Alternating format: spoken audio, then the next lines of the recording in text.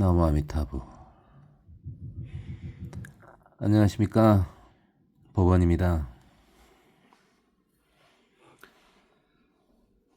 무소유 이야기 한번 계속 보겠습니다. 불교의 무소유는 집착을 하지 않는 것을 의미하는 것이지 안분지족이나 빈궁을 의미하는 것이 아니다. 이는 속세의 모든 것에 해당된다. 그러니까 불교의 무소유는요, 뭔가를 소유하지 말라는 뜻이 아니고요, 집착하지 말라고요. 그리고 가난하게 살라는 말도 아닙니다. 진짜 무소유하는 종교 집단이 있죠. 자인화교죠. 자인화교 같은 경우는 두 종류로 나눠져 있죠. 백이파가 있고 공이파가 있습니다. 그래서 백이파는 흰색 옷만 입고 다니죠. 간디가 대표적인 백이파죠. 그 다음에 공이파는 아예 옷을 입고 다니질 않죠. 그 다큐멘터리 같은 데 보면 자주 나오지 않습니까? 근데 특이한 게 자인화교 같은 경우는 신도 중에 엄청나게 잘 사는 사람이 많습니다. 그래서 소수지만 지금까지 유지가 되고 있는 거죠. 그래서 불교도 엄청 잘 사는 신도들이 많기를 바랍니다. 그러니까 불교 소유 개념을 예로 들어본다면요, 이런 식이겠습니다. 그 블랙박스나 CCTV가 이제 없다고 봤을 때 스님의 차나 뭐 신도 차도 마찬가지겠죠. 주차해놨더니 누가 긁고 가버렸어요. 그러면 이제 적당하면은 그런가 하고 넘어가는 거고, 이제 심하면 이제 보험 처리를 해야 되겠죠. 근데 속상해하면 안 된다는 겁니다. 그게 집착이니까요. 그게 바로 불교의 무소유 개념입니다. 집착하지 않는다는 거예요.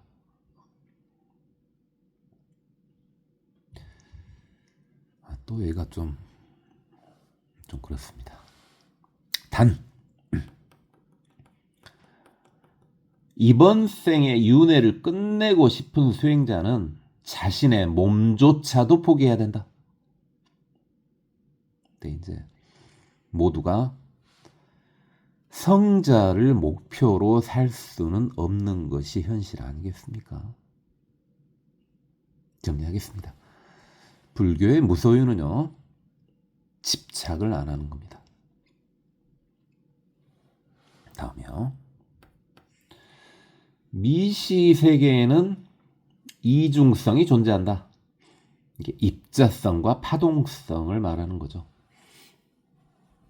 그러니까 원래 질량이 좀 크면요, 입자성이 강해요. 이게 우리 몸 같은 경우는 거의 입자성이죠. 근데 질량이 작으면은 파동성이 강합니다. 계속 보겠습니다.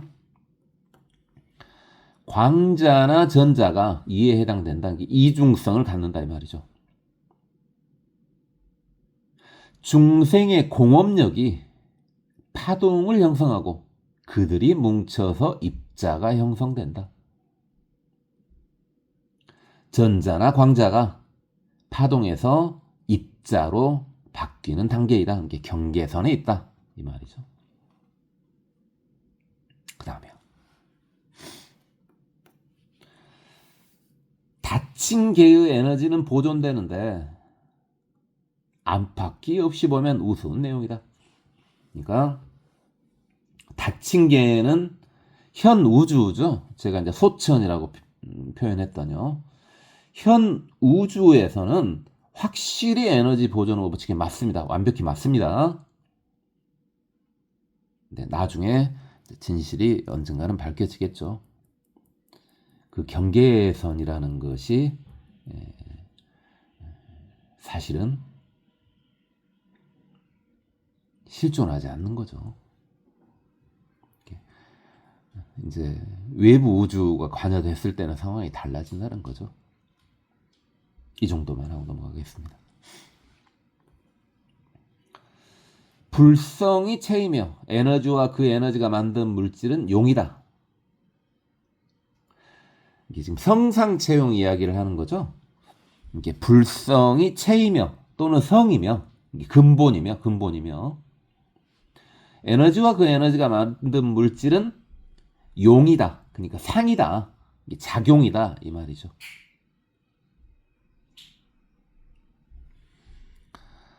에너지 보존은 인간계 수준에서는 맞는 말이다. 이게 우리 소천에서는 맞는 말입니다. 그러니까 제가 지금 현재 에너지 보존 법칙을 무시한다는 말은 절대 아닙니다. 그런데 이제 에너지라는 것 자체가 사실은 한계가 없는 거죠. 넘어가겠습니다. 산에 오르더라도 맞는 산에 올라야 한다. 이게 산에 오른다는 것을요, 돛 닦는 것을 비유할 때 많이 씁니다. 돛 닦을 때 어느 길로 가든 다양한 수행법을 말하는 거죠. 어느 길로 가든 산 봉우리에 오르면 되지만 다른 산에 오르게 된다면 그냥 서 있는 것보다 못하다. 그렇죠. 등산 어떻게 하든 무슨 상관이냐? 아, 그렇죠. 맞습니다. 근데 맞는 산이어야 된다는 거죠.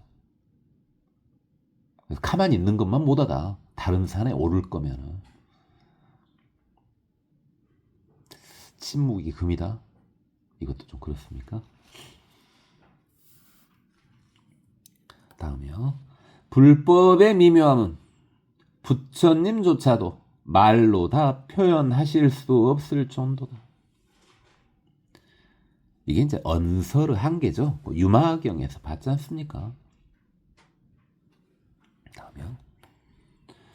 나무아미타불이 7식에서 작동하면 내생을 걱정할 필요가 없고 8식에서 작동하면 내생을 선택할 수 있다. 이게 7식이 꿈이죠. 그 다음에 8식이 이제 아뢰야식. 8식에서 작동했다는 말은 이제 성자가 된 거죠. 그건 분명히 숙명천안 누진명이 열려야 되고 CCTV 검증해봐야죠. 내생을 선택할 수 있다는 말은 이제 생사해탈을 했다는 말이죠. 열반을 하든 원생을 하든 선택할 수 있다는 거죠.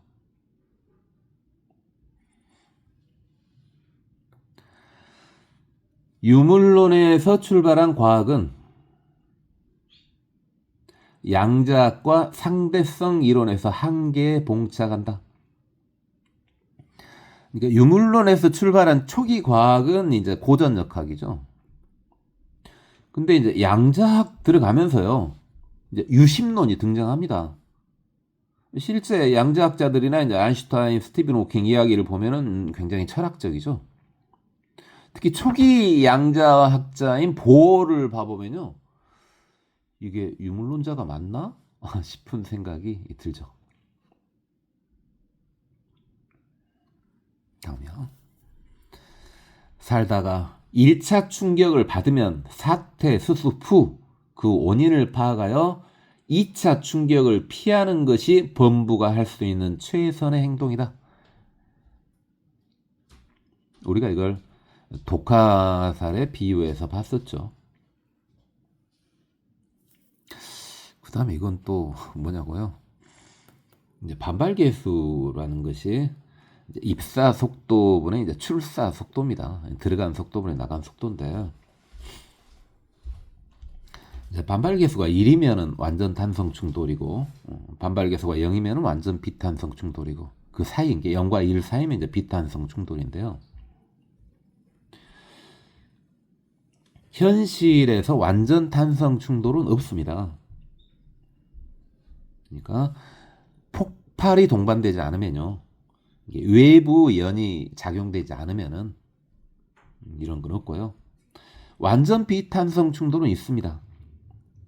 껌을 벽에 던진달지 뭐 진흙을 땅에 던진달지 이랬을 때는 튀어나오지 않죠. 왜 갑자기 이 이야기를 했냐. 우리가 살다가요. 무슨 일이 있을 때 마음의 충격을 피하기 위해서는 완전 비탄성 충돌이 가장 적합하다. 실제 현실에서도 그게 일어나고 있고요.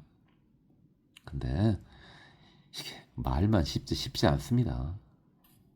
마음에 집착이 없을 때 가능합니다.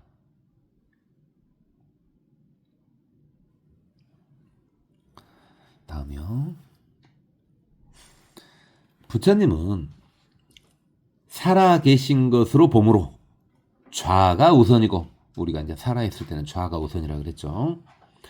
부처님한테 절을 할 때는요, 1배, 3배와 같이 홀수배를 한다. 이게 살아계신 분한테 이제 홀수배 절을 하는 거죠. 돌아가신 분한테는 이제 짝수배로 절을 하는 거고요. 석가모니 부처님 열반하지 않으셨냐? 살아계신 걸로 봐야 되냐? 그렇게 보는 게 맞지 않을까요? 석가모니 부처님이 돌아가실 때요. 제가 저번에 그 구차재정 봤죠. 우리가 본 구차재정 말고 그 초선부터 해가지고 시작하는 거요. 근데 돌아가실 때 어떻게 돌아가셨냐면은 선정에 드셨습니다. 초선, 2선, 3선, 4선, 공처정, 식처정, 무소유처정, 비상, 비비상처정, 멸수상정. 그러다 다시 내려오셨어요. 멸수상정, 비상, 비비상, 무소유, 식, 공, 4선, 2선, 3선, 4선, 3선, 2선, 초선 이렇게요. 그러다 다시 올라가셨어요. 초선, 2선, 3선, 4선인데 멸수상정에서 돌아가신 게 아니고요. 4선에서 돌아가셨습니다. 이걸 어떻게 봐야 되겠냐면요. 사선천에 의지해 있는 성자들의 세계인 정범지에 지금 살아 계신다고 봐도 되지 않겠습니까?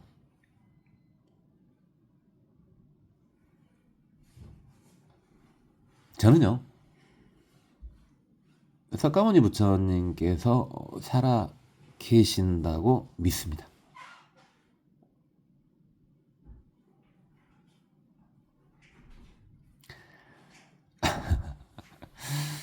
열반을 가지고 살았네 죽었네 이야기한다는 것 자체가 참 우스운 이야기입니다만 넘어가겠습니다.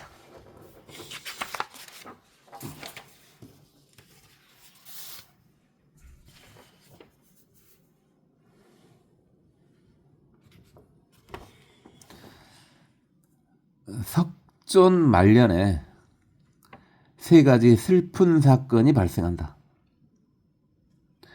이미 일어날 줄 알고 계신 것이었으나 육신을 벗어나지 않은 상태에서는 슬플 수밖에 없었다. 물론 집착을 떠난 슬픔이었다. 자, 첫 번째가 카필라국이 비우리 왕의 코살라국에 의해 멸망하여 석가족의 대부분이 몰살당한 일이다. 그러니까 원래 이제 코살라국의 전 비유리 왕 아버지가 이제 파사이 왕이에요. 파사이 왕이 당시 이제 카필라국 왕이 부처님 사촌 동생인 마하남입니다. 마하남. 다 출가하니까 이제 부처님 사촌 동생이 왕이 된 거죠. 그래서 파사이 왕이 마하남한테요 공주를 보내라 그랬습니다. 공주를 보내면 내가 왕비를 삼겠다 이 말이죠. 이건요, 당시로 보면 굉장히 대우를 해준 겁니다. 무시한 게 아니고요. 왜냐면 코살라국은 대국이었거든요. 카필라국은 소국이었고요. 그게 이제 공주를 보내라 하는 것은 잘 지내보자 뭐 이런 뜻이었어요. 근데 이제 마하남 왕이 공주 대신에요, 하녀를 보냈습니다. 하녀를. 그래갖고 파사이 왕하고 그 하녀하고 사이에 난 자식이 비운입니다. 근데 이제 그 사실을 석가족은 알죠. 파사이 왕은 몰랐겠죠. 석가족은 알아요. 그러니까 석가족이요, 비우리를 이제 멸시합니다. 그러다 보니까 이제 비우리가 앙심을 품은 거죠. 혈통을 이제 중시했기 때문에 그런 거죠. 그러니까 그 비우리가 이제 왕이 된 다음에 이제 석가족을 멸망시키려고 전쟁을 걸어온 겁니다.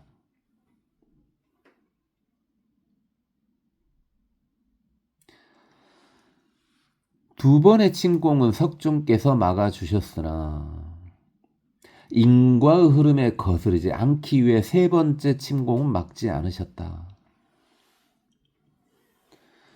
그러니까 앞에 두 번은 이제 석가모니가 이제 막아주셨어요. 그러니까 이제 비우리가 돌아갔죠. 근데 세 번째는 이제 침공에 들어갑니다. 이게 석가모니께서는요, 이렇게 세 번을 행하시는 경우가 많습니다. 뭐든 세 번씩 권유를 하는 거죠. 그래서 이제 세 번째는 그냥 넘어가시는 거죠. 좀 특이하긴 합니다. 사를 중시하는 문화에서 3이 등장하니까 좀 특이하긴 하고요. 우리도 무슨 일을 할 때 이렇게 한 세 번씩 정도 권유를 해보는 거, 그건 뭐 괜찮을 것 같습니다. 근데 이제 그때 석가족이 거의 몰살 당했는데, 그때 이제 왕이 마하람이었죠. 근데 사실 그렇다면 마하람은 누굽니까? 잘 생각해 보시면 마하남은 사실상 비우리의 외할아버지 뻘이죠. 비우리의 외할아버지 뻘이에요.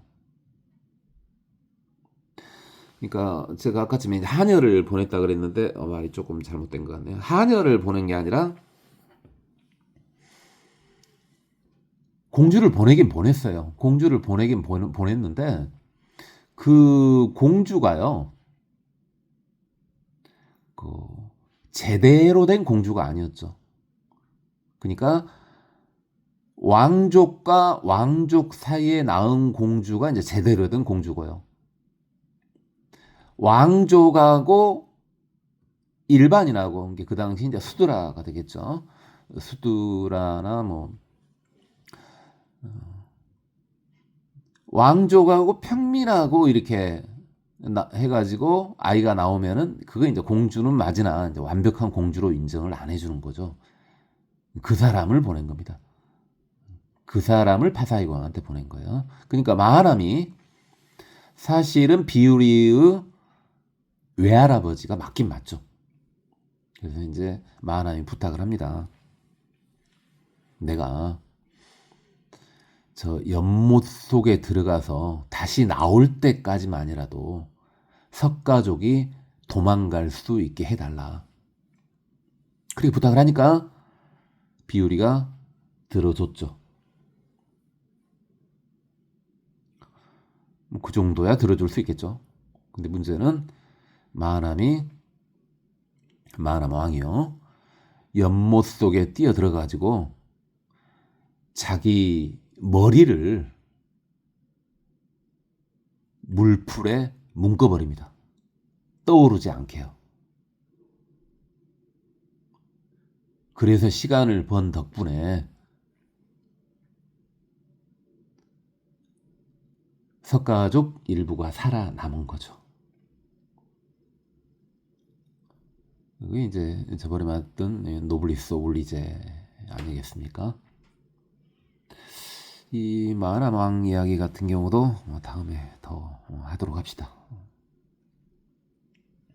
그 후에요, 비우리 왕은 물 위에서 불에 타 죽었고 이제 화산 폭발로 의심을 하죠.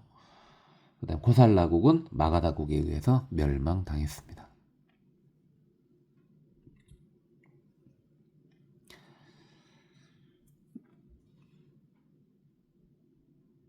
오늘은 여기까지만 하도록 하겠습니다. 고맙습니다. 법원이었습니다. 나무 아미타불.